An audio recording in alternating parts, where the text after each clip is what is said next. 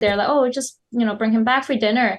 That's awesome. And Yeah, that's actually, cool. this guy that I brought back for dinner, we broke up after a month. But Oh, shit. Welcome back to Ask the Joy podcast. I'm Amelia. I'm Sam.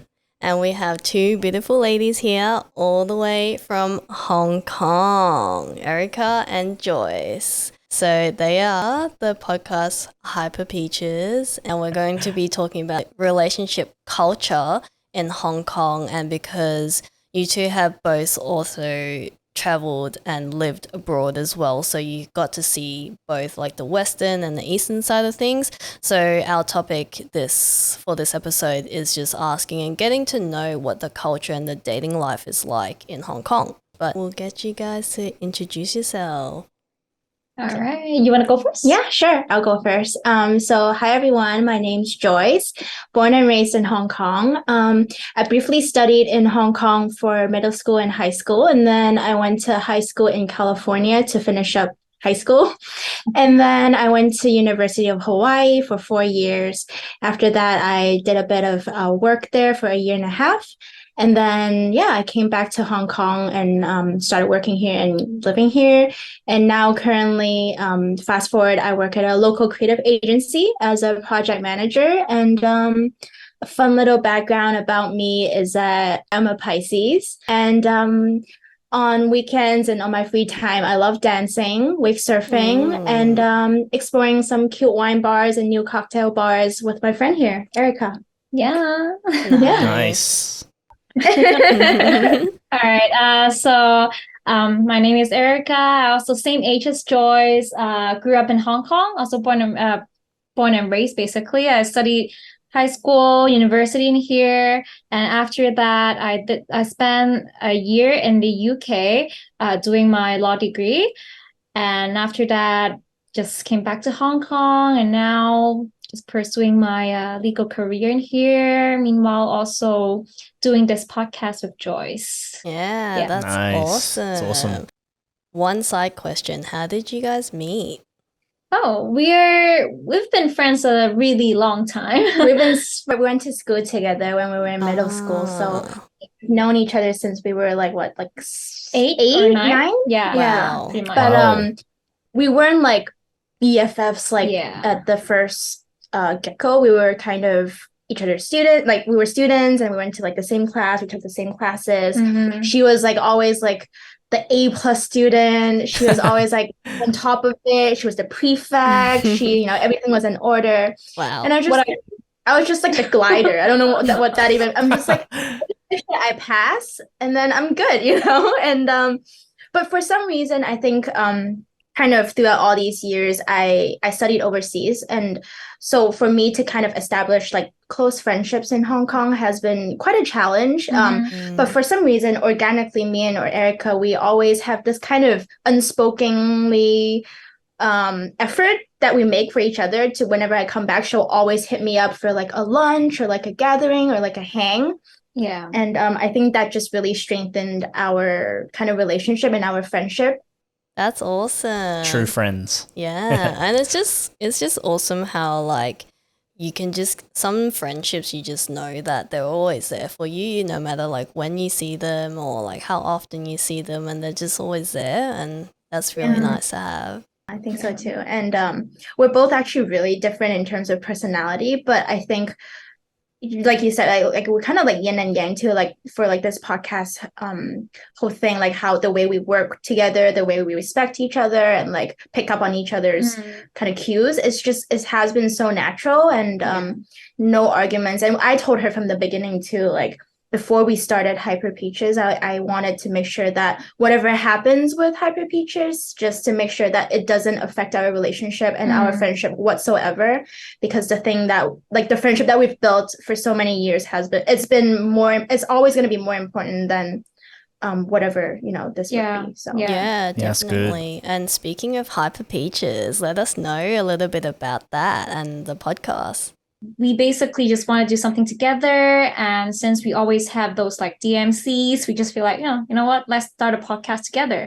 And we thought it's going to be cheap and easy, but it turned out it's a little more technical than we thought. But so far, so good. I would say we've been having fun. What we mostly talk about is anything basically. We talk about culture, we talk about life. We have those like personal development kind of talks. To add on to what she already said, for our purpose and Hyper Peaches, we wanted to talk about things that we're passionate about. We're both, in our late 20s. We're both navigating life as it is, and I think with our different personalities, we're able to give insights to just share about like how living Hong Kong is like, and just a little bit about the culture, and perfectly gonna bridge into your topic as well. And just be able to collab with people all over the world and share their thoughts and share their culture, and just have open conversations with new people. And I think it's a very rewarding kind of opportunity. Yeah, and it's quite similar to ours too. It's just meeting people, sharing culture, sharing like perspectives and thoughts and stuff. It's a great way to learn. Yeah, it's a good opportunity. Yeah. And then with that being said, so we did do a relationship topic with you girls on your podcast. So we're going to continue the trend, and we're going to be talking about like relationship culture in Hong Kong. So we'll get into the first section, which is really just that when you lived abroad, did you both see any similarities or any differences in terms of the culture and how dating and relationship is like between the two different places? General. Yeah, I think I could share a little bit in terms of like observation and experience. I think, well, when I was in the States, I was also in my like late teens and like early 20s. So I was a little bit kind of up in the air. I didn't really know what my values are, or my true kind of core values are when I go into a relationship. But that being aside, I think, well, to be honest, my situation is a little unique because I studied in Hawaii, and a lot of the population there is mostly Asians as well. So a lot of Chinese, a lot of Koreans and Japanese. So in sense of dating, we do share a lot of similar values. But I think just the nature of it, a little bit insight when you're in college, I'm sure you guys all know and can relate that nobody really knows what they're looking for. So when you kind of go into something that seems like a relationship, and sometimes, like we said, like communication is not there. We just kind of assume a lot of times. So nothing is really like, I felt like it was like going somewhere, or like we didn't know what the next step was, or how do you solidify a relationship? How do you kind of have those talks, or like, will you be my girlfriend? Wasn't really like the highest priority.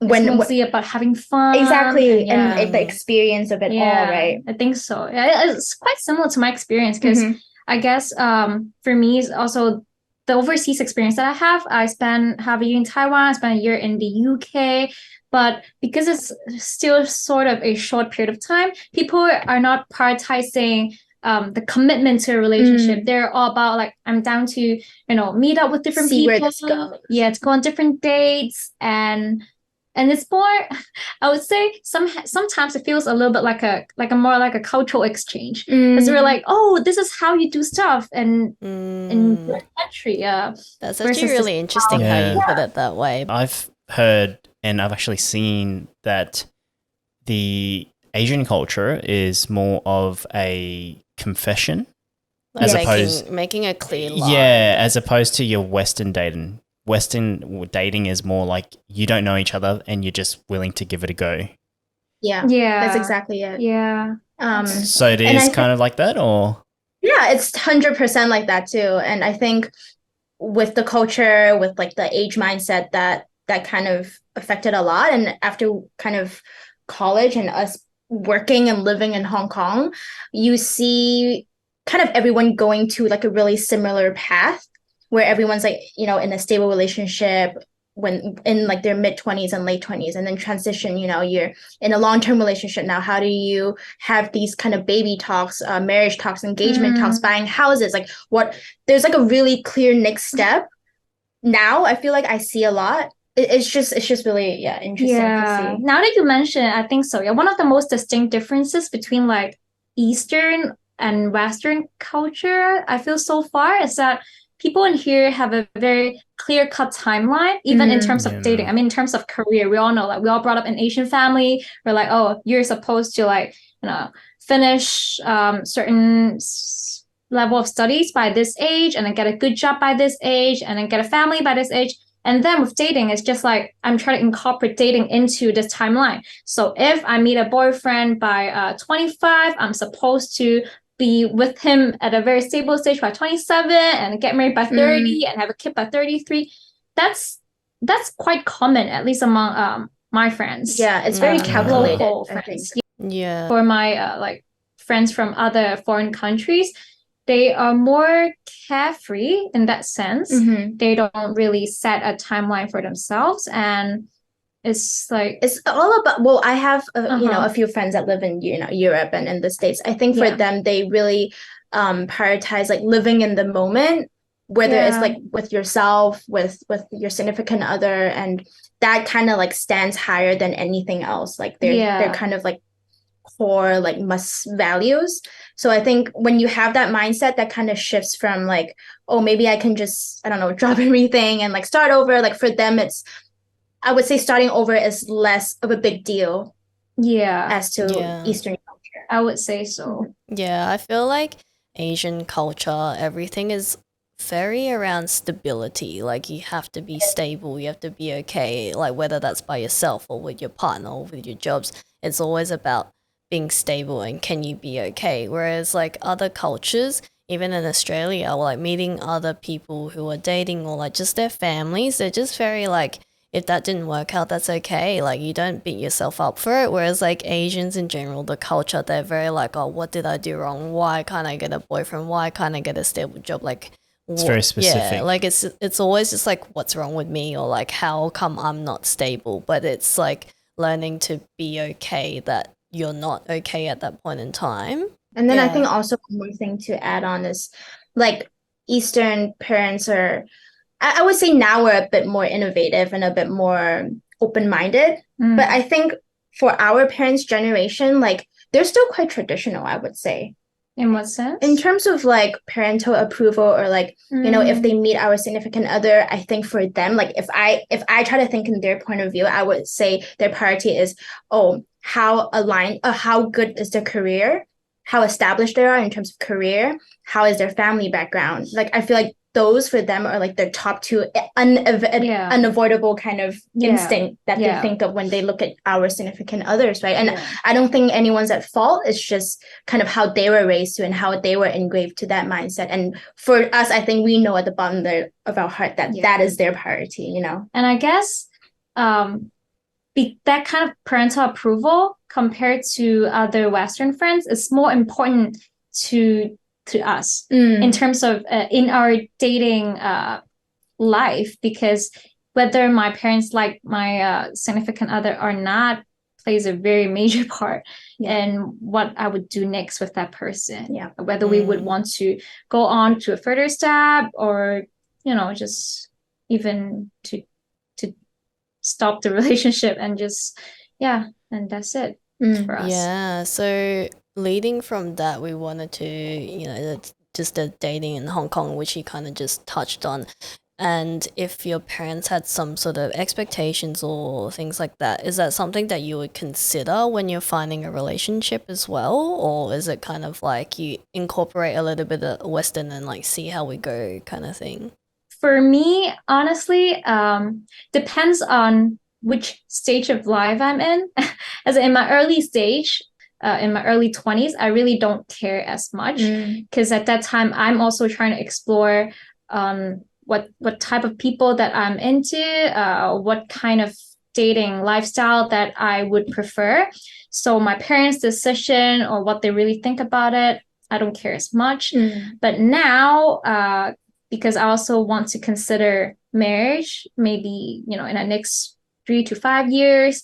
So I would say, because my family have experience, they have families, they have already built a family. So what they say would affect me more, as in I would take their words as advice into forming my, building my own family soon. Yeah, very important.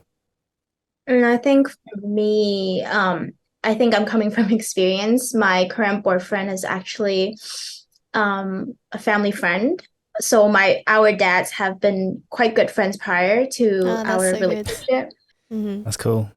Is it by choice? Is it a decision? I think it's very good that it's like, for me, it's like half where I know going to this relationship that because of our pre-approved parental kind of, approval matter, it's like it kind of took a huge weight on my shoulders, and that kind of I could able to like shift my energy to the relationship to other things, right? To just being about us and like how do we grow together. So for that matter, it was already like he's already been approved. Yeah, he's already been Tick the approved, box. and that really just took out a lot of stress for me. And I think because it took so much stress, it made me think that, wow, I actually do value like how my parents think. And I think for now, when we're older, looking at a partner is not, I think the feelings do matter, the attraction matters, but we had a conversation with another friend just now earlier that the whole package of a person really do kind of come into play, right? When you're buying a house together, where you guys are going to live,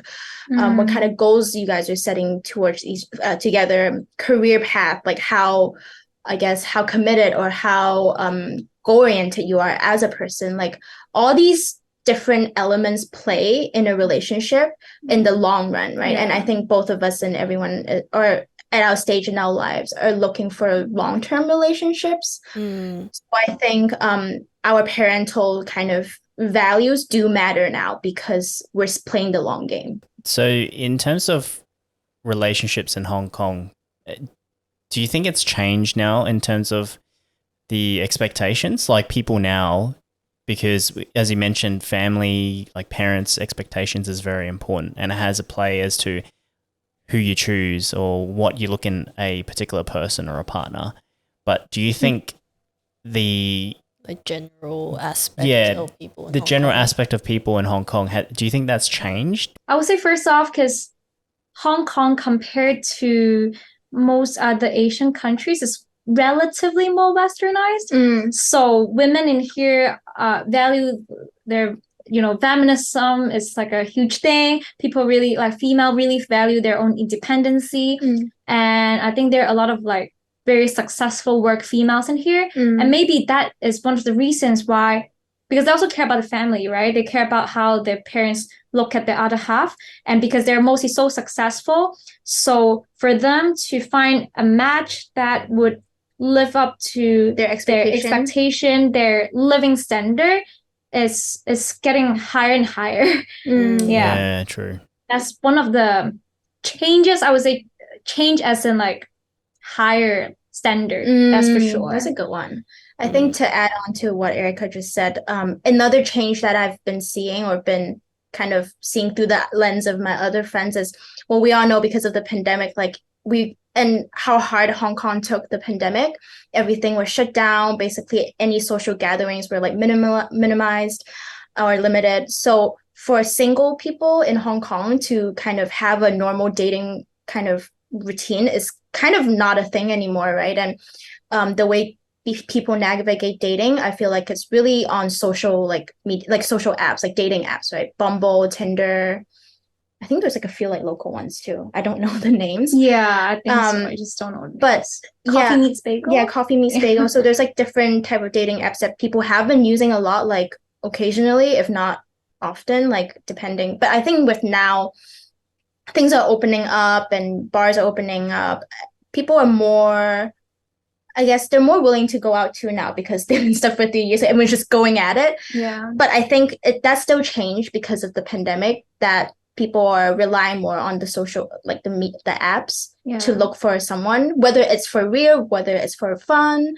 That's kind of like the way they look for a partner has really shifted. And then in terms of that, so that's like the dating world and the social expectations, but we wanted to get to know you both as well. What's the value or like a core value that you both individually look for in a relationship?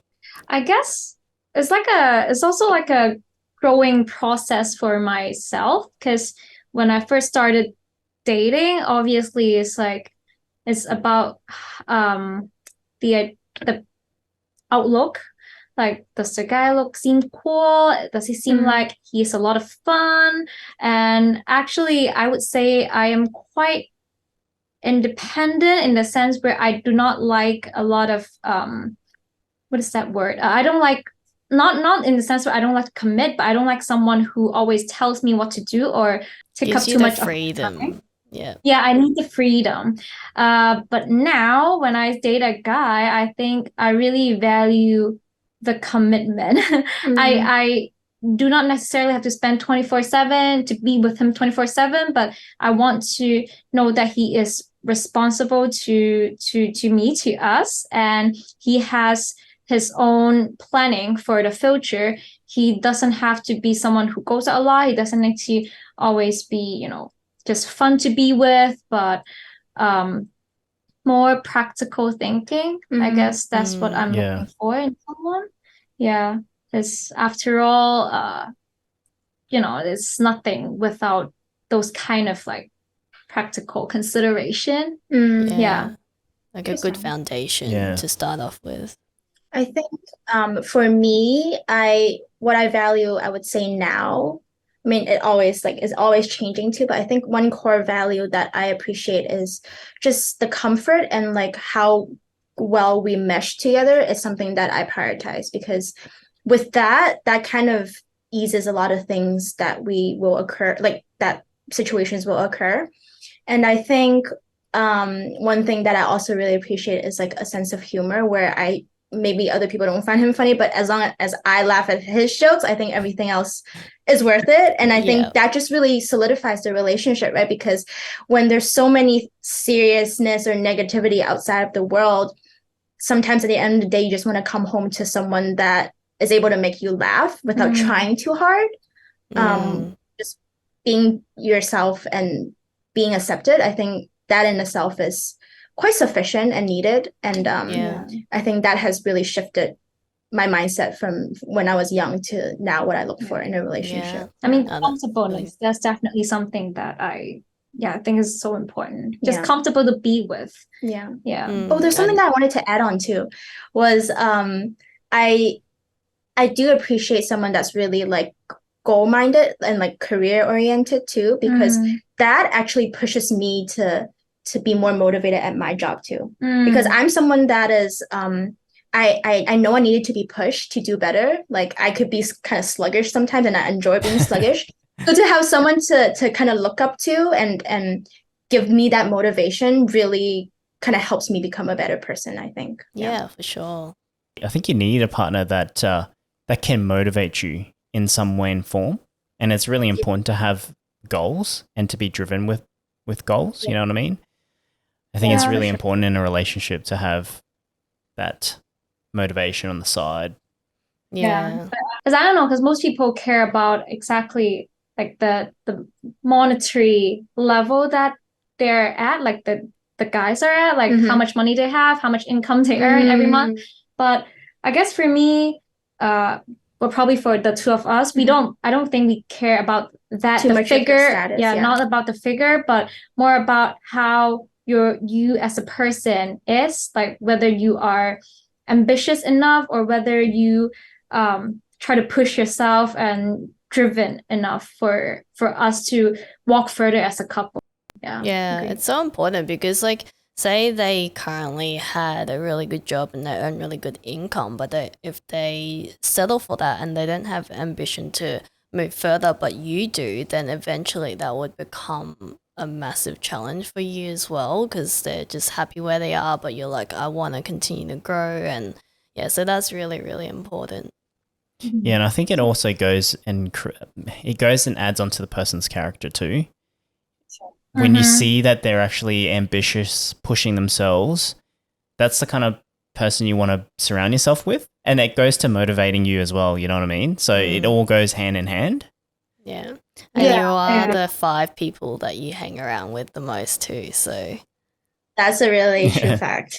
Yeah. I guess just now when I was thinking about all the personality thing, I was actually thinking about my boyfriend. So so definitely someone that pushes me forward, and someone that I want to be with. And I think That's because the older we get, the kind of less time that we have to prioritize other people because we want to kind of prioritize ourselves, right?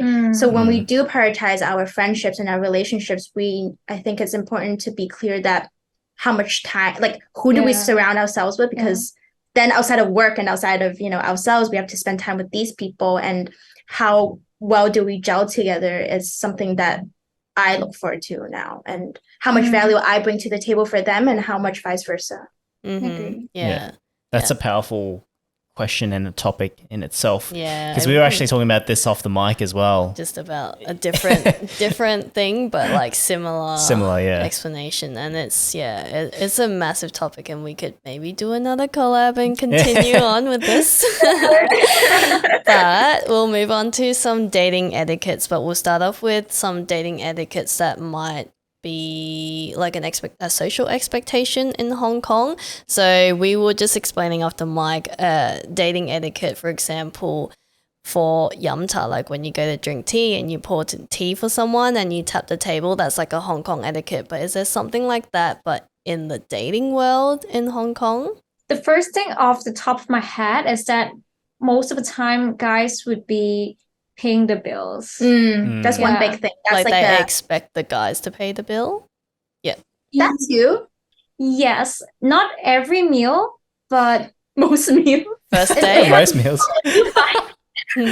Buy me lunch, then I'll pay for the coffee. Is sometimes it's oftentimes like this. And I guess for local families, it's like every time my boyfriend visits my family, like at my place, he's supposed to like bring something. Gifts. Something. Yeah. He's supposed to buy my family meals once in a long while, I guess. Yeah, that's like some of the stuff that I could think of. Do you have anything to add? I haven't experienced like in terms of like social expectations and stereotypes, but if I have to like think of it now, like observation wise, this is like a general kind of like dating etiquette. Like I feel like a lot of Hong Kong guys, or like if you see a lot in like Mongkok or stuff, like the girl feels like they really need to be protected, and so the guy, like physically wise, they like would probably have their arm around her, or like they have their whole body. I've seen this a lot recently. Really? Yes, I've seen it a lot through like escalators. Like the guy would like protect her with like his whole body. So what she's gonna a bodyguard? Scared of walk. I don't know. Someone's gonna it's push them. It's just like a very protective kind of gesture that a guy does. That's or so like funny. a lot of times, like I see guys have to walk on like the sidewalk, so the girl doesn't. So the girl that I saw a lot. is safer on the inside of the walkway. Like she's on the inner side, and he's closer to the side. Yeah, but I don't think this is like a specifically to Hong Kong dating etiquette. It's just kind of something I've seen. Like a gentlemanly chivalry thing to do. I would say it's just more stereotypically true in Hong Kong. Guys have to really shown to be like the masculine figure, and has to be willing to spend money on their girls. One question I do have to ask though, this is maybe a little off topic. So there are a lot of memes, and I've also physically seen this in Hong Kong, but when you're on the MTR, like a typical couple would hug each other, but they'd be playing games on their phone. Like, is that still a thing? Yeah, it's so common. I've seen it before. You probably saw it in some memes around the like internet, right? I've seen it in real life too. Like when I go to Hong Kong, it's just like they're like spending time by hugging each other, but they're like looking at their own phones. So it's like, are they spending time together? They're playing games. I've recently seen a lot of couples in MTRs in like the subway where they like physically, like they hug each other really tight, and like they're like very physically like attached. And I don't know if that's a matter of like maybe because they're like young, they don't share an apartment together, they don't have much like physical attention. As in like you don't think so? Like I feel like that could be a party. Like sometimes I see like couples randomly on the street, they're just like looking at each other and they're like PDA. PDA. The PDA is like strong for like the teens or like the early 20 people who don't share an apartment together or still living with parents, So they kind of have to like show their kind of PDAs publicly, Yeah, but I guess for yours, it's like, scene that you described just now is even more extreme, as in it looks like they're super close because they're hugging each other, Yeah. but it's also very contradictingly that they're playing with their own phones, right? Yeah. I think there's a lot, especially in Hong Kong. I mean, you walk into restaurants, a lot of couples most of the time are just like sitting right across each other, On but their they phones. don't, yeah, or they're on their phones. I mean, I'm sure it happens a lot in Other other countries. countries. It's an issue of technology, but especially in Hong Kong, in big cities, I would say, because most of the people, they're always very distracted with their work, with their own thoughts, and they're just taking their spouse for granted and not being as expressive as They should be. Yeah. Yeah, because I think it's a little different here in Australia because I find that it doesn't really happen. Like there, maybe before while you're waiting for the food, you might want to take photos of your food, and then the guy's just like scrolling for a little bit. But as soon as the food come, we are actually eating, and it's everyone like they're just eating when the food comes. And then I have noticed in Hong Kong, like I don't know about the other Asian countries, but specifically in Hong Kong, everyone is just on their phone, like even eating, like just slurping their noodles and like scrolling at the same time. I've told my my boyfriend, I guess, a couple of times because a lot of his friends have kids already, and most of the time when we all like hang out as like groups, what they would do normally is to pass their kid a phone or a tablet so that they would focus on it. And it's basically, for me, it feels like it's like you giving, sorry, that sounds kind of mean, but it's like giving your pet food so that they would stop barking, shut up, basically. Shut up, yeah. And that's just so sad to me. So I was just telling him, like, not until the kid was 4 or 5, I really wouldn't want to just feed them with the phone. Yes. I wouldn't even let them play with tablet unless necessary. Yeah, because I think that happens here too. I think there's a lot of Australians that give their kids technology, and I think it's just the unfortunate movement of technology in general. Yeah, and like I get it. Like I can see why parents would want to do it because one, they're really tired and they really just it's just hard to handle, and like sometimes you just want to give in and be like, here, I have the phone and just leave me alone kind of thing. But doing it too much is just not good for the kid itself. Yeah, and they've become so reliant on the technology too. So it's promoting a bad thing in some way. And then just a little bit more on dating etiquettes. Was there anything that's like specific to Hong Kong in terms of girl codes and bro codes? Yeah, boy codes. Yeah, in terms of differences, is there any specific Hong Kong girl codes or bro codes? Like, for example, typical one that you know is like, don't date your ex or your friend's ex, or like bros is like bros before hoes. Not that I really know of on top of my head. Do you know what I mean? Not that much. I think in that sense, I feel like Hong Kong people are quite secretive. So like in general, everything is quite like unspokenly girl code and like boy code, I think. Yeah. You know what I mean? Like you don't have to really explicitly say it. Or do you have anything that you I mean, not about boy code, girl code, but since you mentioned that, I feel like because in another sense, because Hong Kong is so small, it's so easy to tie in with other groups, as in like you would easily meet your ex's ex or ex's friend's ex or whatever. Yeah, or your friend's ex, whatever. Wow. And I do see a lot of times these people just tend to go back to date each other. Oh, really? I would, yeah. And so it's common, like it's not. It's just too small. Yeah. It's too easy to recycle. Recycle. That's so funny. Yeah. But I think like there's quite a lot. Like I think we're out of the drama, but I think I hear stories that like, you know, when you're out and when you're like having fun or partying, like you know, you bump into like all these people, and there's always there tends to draw some kind of like drama. Yeah. So I think within that kind of scenario, or like if you're kind of in that scene, which I can't relate myself yet, but I'm sure they have a lot of like kind of girl codes that they have established within themselves, right? Within the girls. Like, oh, if you see this guy or something, like do a screenshot of his recording or do a screenshot of his IG story. I don't know, like it could go really deep, right? But I'm just like, That's so crazy. extreme. Yeah. yeah. It's a very dramatic city, I would say.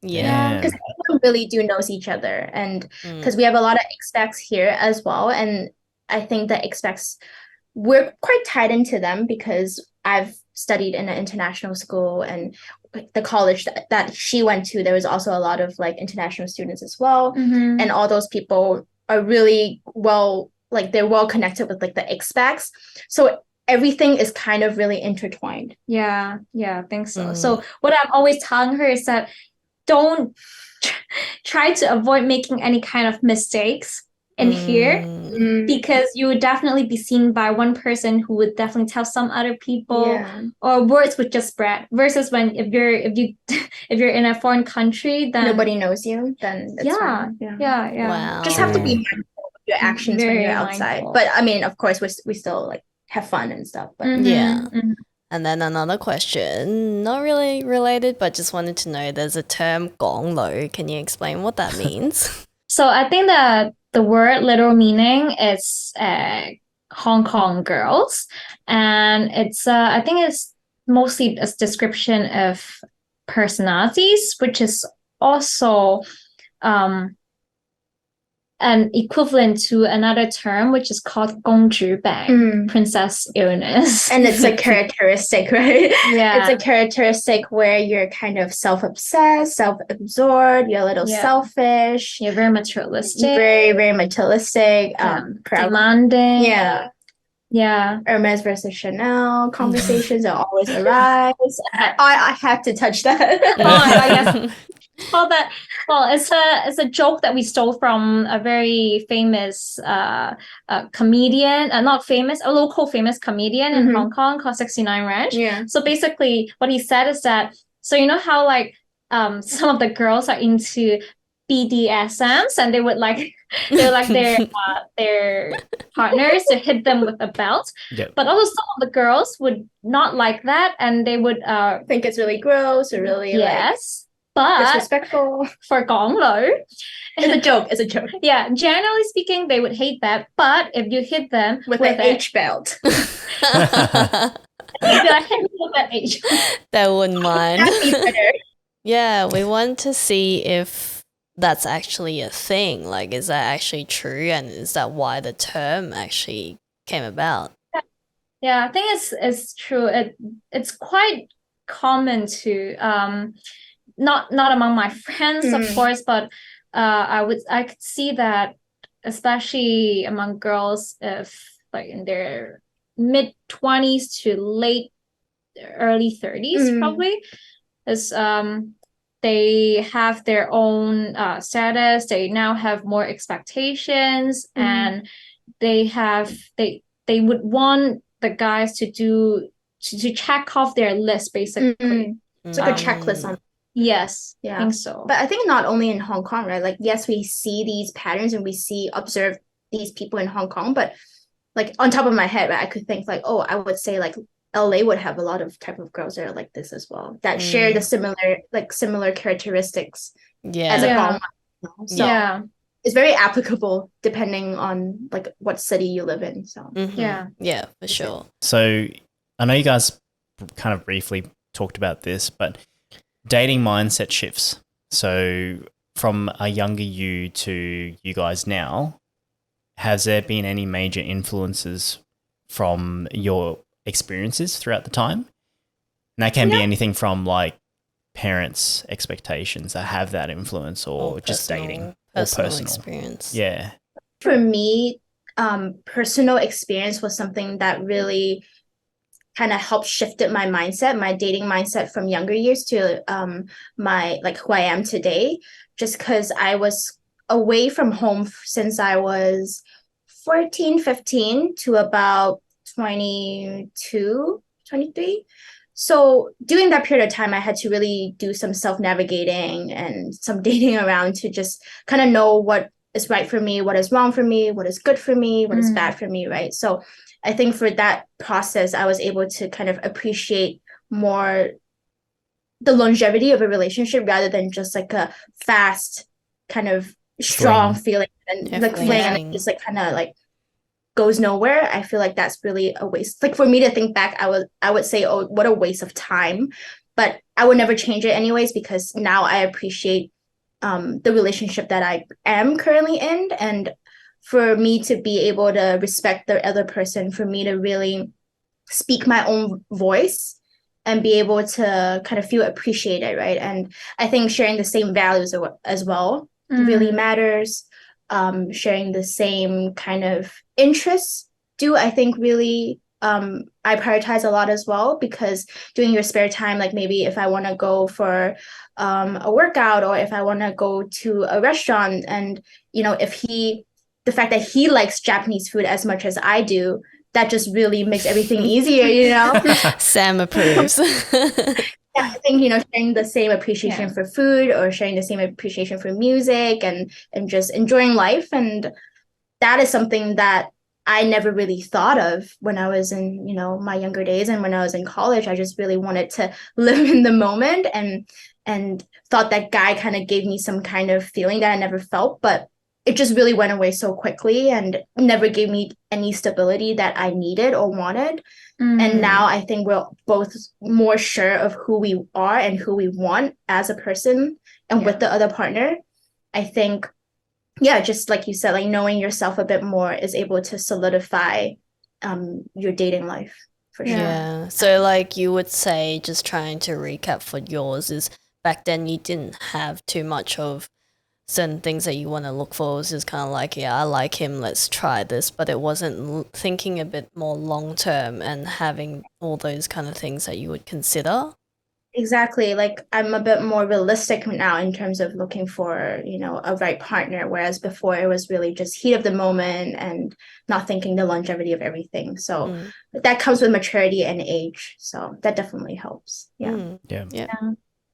I mean, just to add on to yours, because I also really agree with you, Sad.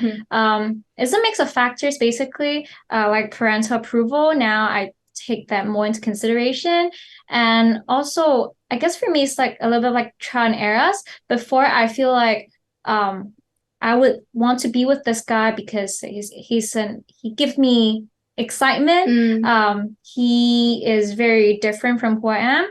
And so I can kind of modify myself a little just to fit into his lifestyle or to be a different person, and that might sound fun, but now that I have been in a I wouldn't say failed relationship, but it just didn't work out eventually, and that now I'm with this person also, we have been together for a bit of a time, and I feel like I would want to what I really have changed right now is that I would I would really focus on my personality a lot more. As in, I would prioritize myself before having to compromise in order to match with someone else. That is something that has changed over the years. I think relationship. I think for me and her, like one similarity that we have, maybe some listeners don't know, maybe you guys don't know, is that one big thing I think that we share is we try to be very accommodating to the other person. Like we would never want to step on anyone's toes. We never want to feel like we're better than the other person. We never want to feel like we need to win an argument. We're quite nice girls. Yeah. Thank you. Not gone low. Not hashtag at all. So for that, when we said that, we prioritize now about what we want and our needs, that really takes a lot of experience and a lot of courage to do so. Yeah, 100%. Yeah, because it's not really engraved in us. It's not really like a natural like personality trait that we own up to. It's something that we have been training, we have been experiencing that, maybe we should prioritize ourselves. Maybe we should just say what we want, right? Yeah. And for the experience that we had, that led us to here. What you guys said, I echo and I resonate with that too. Because even for me, when I was young, exactly that. It was never really thinking long term. It was just the spur of the moment. You just want to have fun, you just want to fuck around, that was my mindset at that time. Yeah. And then over the years of experience and as you mature, you figure yourself out and you basically want to focus on yourself and you know what you like and you know what you want.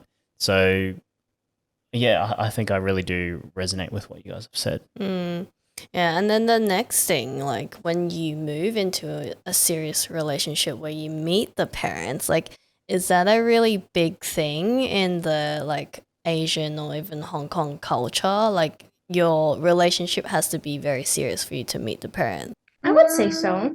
Well, for me, not really, but I mean, it's not not intentional. But my parents have basically met all of my ex-boyfriends or dates. Oh, That's really cool. Ah, that's cool. Yeah. Is there a certain time frame that you set before you introduce? No, they're just very cool about it. That I told them, oh, I'm going out on dates with this new guy, and they're like, oh, just bring him back for dinner. That's awesome. And that's actually, cool. this guy that I brought back for dinner, we broke up after a month. But Oh, so they're just very chill about it, and That's they really understand good. that it's you're still young. You could go on a few dates. You could have a few relationships, and I mean, as long as you're not being a bad person, doing anything bad about it, then it's fine. Yeah. Interesting. Yeah. For me, also situation a little different because our parents were friends prior. So for us to actually say it sooner is better than saying it, like meeting the parents later, right? So Yeah. for us, we just kind of met each other's parents as boyfriend and girlfriends. Like within 1 month into the relationship, I was like, oh, it's just easier because like I'm always at yours and yours at mine. Like, wait, meet like both parents meeting each other? no, no. Like that sounds really serious. That's also really that's another topic in itself. That's like whole marriage material. Yeah. I was gonna say. Yeah. But like for us meeting vice versa's parents, for us was just a normal like natural thing to like next step to go for because it's just easier to hang out that way instead of just hiding around. Wait, so with your relationship, because you said you're essentially family friends. Well, I mean, the dads are friends. How did it all start then? Because did you mutual friends? Yeah, was it a mutual friendship thing first with your partner, and then that's when it went into it, or? So we've known each other for like I think 3-4 years prior to our relationship, but we were always because he studied in the States, in the East Coast, and I studied in Hawaii. So we would only see each other when we come back for family like hangouts, like our dad's hangouts. Like they do car meets. That's how they met, like our dads. Oh, that's cool. Yeah, and so they love cars. They share like the same passion, and so we would meet doing these car meets, but nothing more. We're just like hi bye. And I recall that I voluntarily kind of avoid him because I don't want to give out my parents an image that like, oh, I'm trying to like get to know him. I'm trying to like do more. Like I actually try to avoid it. But one time, he and his friend, he was taking his friends who were visiting Hong Kong. And he just wanted like more friends to like hang out. So he was like, oh, on top of his head, he thought of me.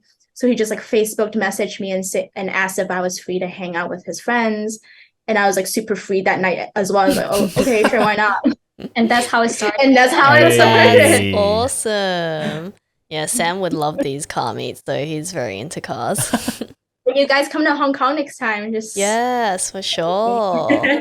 And then one thing after that, I had something but I forgot. My constant theme. Yeah, I don't know. I absolutely lost it. Okay, come back to it. We can come later. We'll move on to the fun section, the main part of the content. So excited. When we were researching for this conversation, we found articles, and it wasn't just like one or two. There was actually a lot of articles, and it was just like how to date people from Hong Kong, or like the expectations in Hong Kong, and there was even like dating Hong Kong Kowloon girls. So we put together the most common ones into a list of 10, and we're gonna ask you if it's true or not, or if you can explain why this might be a thing. Sure. So we'll start off with. I'm so surprised. People are so interested in Hong Kong dating life. I know, like why? But I'll let you read the first one. The first one: don't touch or attempt to kiss on the first date. True or false? We should say it together. Okay, 1, 2, 3. False. Because it's kind of evolved now, right? Like it's more okay, like if you wanted to.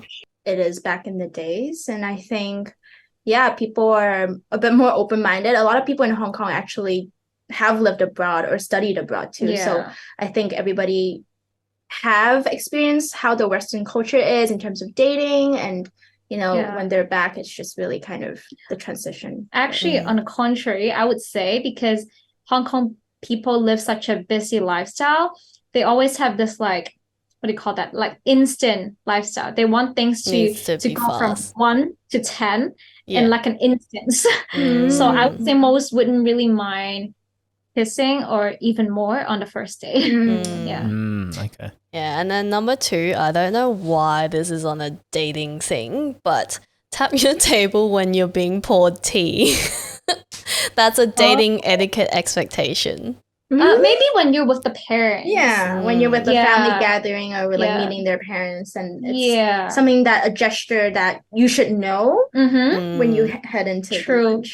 Especially with like traditional parents. It's like, if you don't even do that, how good are you? Exactly. So true. Yeah, so true. Yeah. And for the listeners who don't know why we do this, it's because it's like a gesture to say thank you when someone is pouring you tea, especially like parents, but somehow this landed on the dating etiquettes. One thing to add up to the dating etiquette, and I think it's like, I don't know, for me, if I have lunch or have a family gathering with my significant other's family, I would do an effort to pour tea to the relatives that are close to me. Yeah, that's something, to be honest, like I always forgot to do. I'm just like too so tired. lazy. I'm like, stop drinking. Why do I have to keep pouring tea every Or even just grabbing food. Exactly. Yeah, that's so funny. For them first, or making sure that they get to pick first. Like, those are some kind of gestures. Yeah, no, those are some really good points. Yeah. Next one. Do not give anything relating to the number 4. Wait, what? Number 4, like the actual number 4, yeah. Oh wait, oh no, there's something about it. Like if I go out to the restaurant, or even if ordering takeaway with my boyfriend's parents, he would remind me not to order just like 4 dishes. Like it's either 3 or 5, because like they don't like the number 4. So true. Yeah, so that's true. True. Okay, that's really interesting. What if you get a ticket number, like your order number, and it had a 4 in it? Would you be like, I don't want that order anymore? I mean, I haven't experienced that yet, but maybe it's true.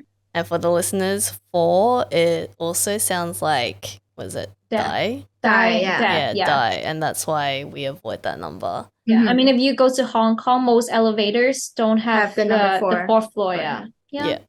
Next one. So you kind of covered this. This one says offering to pay half the bill, but you mentioned that usually the guy would offer to pay, or all the bills. Yeah. Yeah. I mean, half just kind of doesn't make any sense. Doesn't mean anything. Doesn't mean anything anymore. It's not really a gesture. It's just just pay for the whole thing.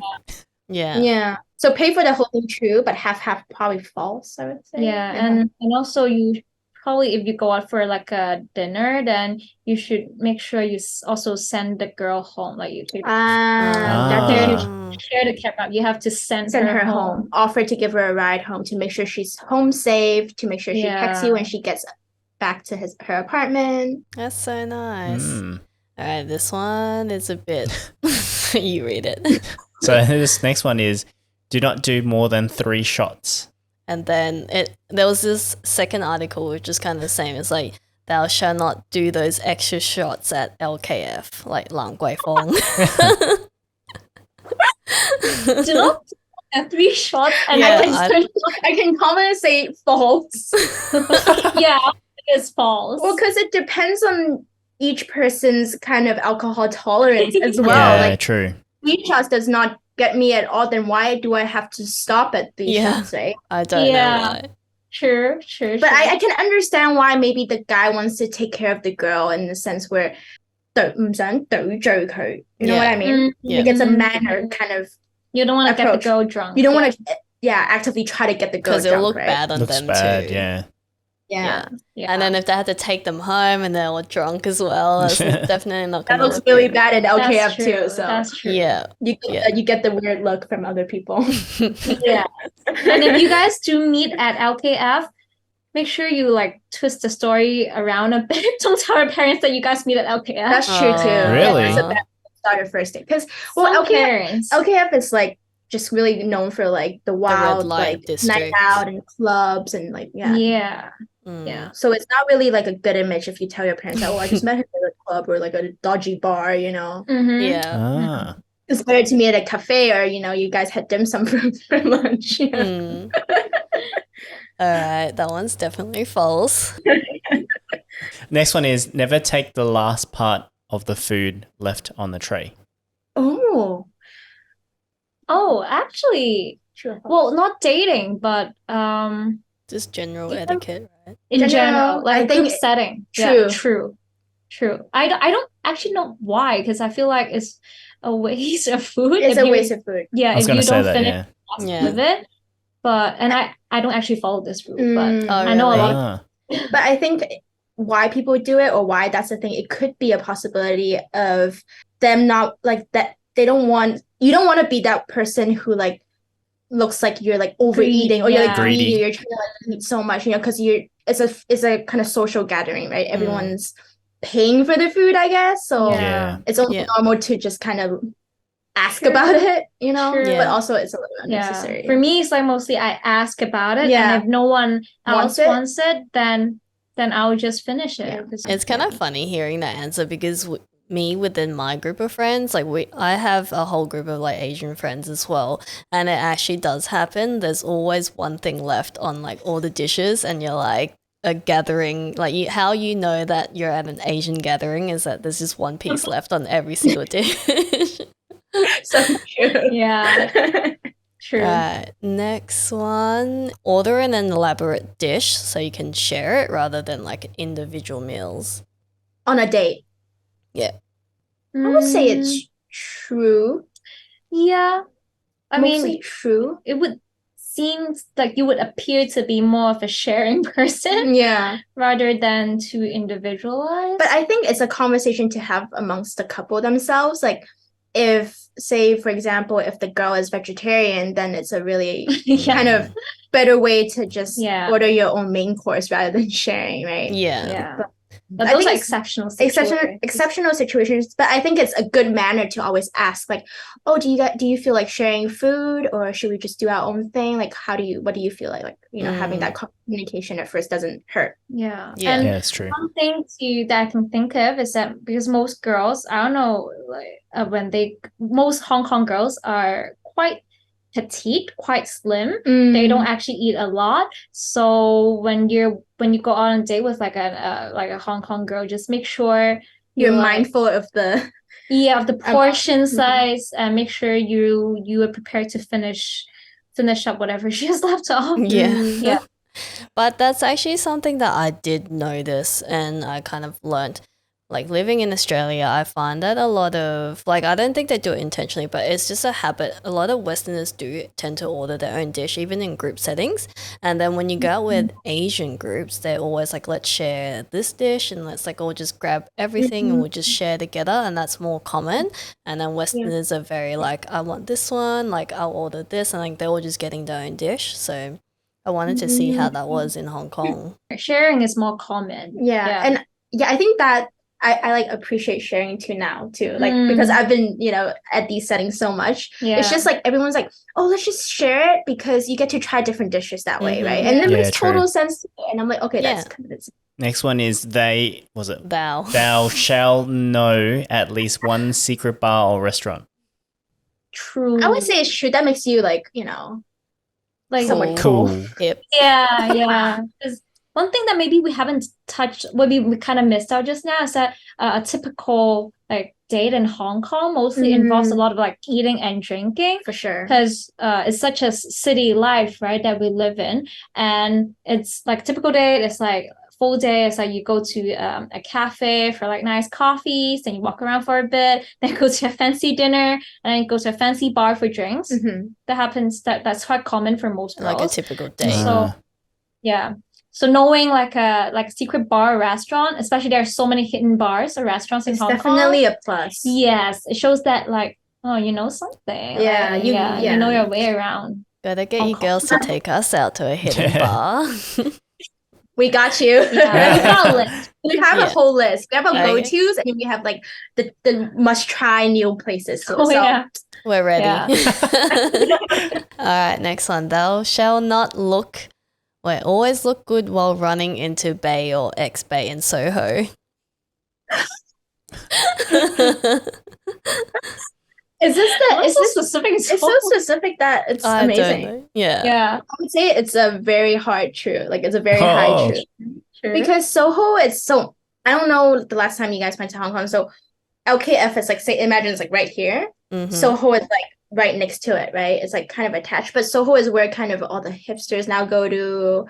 And it's not really like sketchy bars anymore. It's more like upscale or more like trendy. There's a lot of expats there. There's like nice like wine bars. There's like cool cocktail Like bars. quaint little stores. Yeah. Every other corner. Yeah. So the chance of bumping people there, because that's kind of like the place where you do pre-games and nice dinners and stuff. The chance of you meeting like an ex or someone that you don't like is quite high. So yeah, I would say that's true. That's so funny. It is very, very like specific. It's so specific. And then last one. They shall never go off Hong Kong Island on a first date. Never go off. So did Yeah. you stay? Like don't Or, leave like, Hong never Kong go to, like, Island. Oh, never go to Never like, go out. off. Never go to Kowloon. Is that what? That's That's so sad. outright discrimination. No, I was reading the description though. So they were saying, because you know how the taxis, like the different colors go to different islands. So they were explaining like, don't leave it because if you leave it, it's going to be hard to come back. Like say you're living on Hong Kong Island and to get a taxi late at night to travel back is hard. That's what they were explaining. But I just wanted to see if this is a thing. I would say that's false, right? Yeah, that's false. I would say never. You shouldn't take a girl or like go on a first date off island, like an inter island, because I think that's too much at stake. You know what I mean? Like the first day you go to like Cheung Chau. What if the date goes bad by 2 a.m.? Like you have 2 p.m. You have to like Catch a boat ferry. back. Like, yeah, it's a little too high. That's true. Maybe Otherwise leave you're that, like stuck in you're the same stuck place. in the island. So maybe Yeah. leave that for like a third date or something. But I would Yeah. definitely travel to the Kowloon side for like new like cafes to explore together and like you know. Yeah, especially because Yeah. Hong Kong is so small. It's like so easy to travel It's so from one accessible. island to another. So And the subway is so convenient too. Yes. So. It is. Yes. It's so good. We need something like that in Yeah, Australia. we need that. we have the list ready. All right. Well, that actually concludes the list of true or false, and it's actually really interesting. But to finish it off, we just wanted you guys to just share your socials where people can find you and listen to your podcast as well. So for those who are interested, you can check us out on at Hyper Peaches on our Instagram or Facebook, and we upload our episodes every other Wednesday on Spotify, Apple iTunes, or Google Podcasts as well. Mhm. Yeah. And we also have our new yeah. YouTube channel. How could I forget about that? And we also did a collab with them on their channel too, so make sure you check it out. And yeah, thank you for joining Yeah, us. It's thanks, been guys. such a good conversation. Yeah. It was a fun 2 hours. Thank you, I'm looking guys. forward to another one. Yeah, for sure. And with that, that's it for our episode. Yeah. Bye. See you guys. Bye.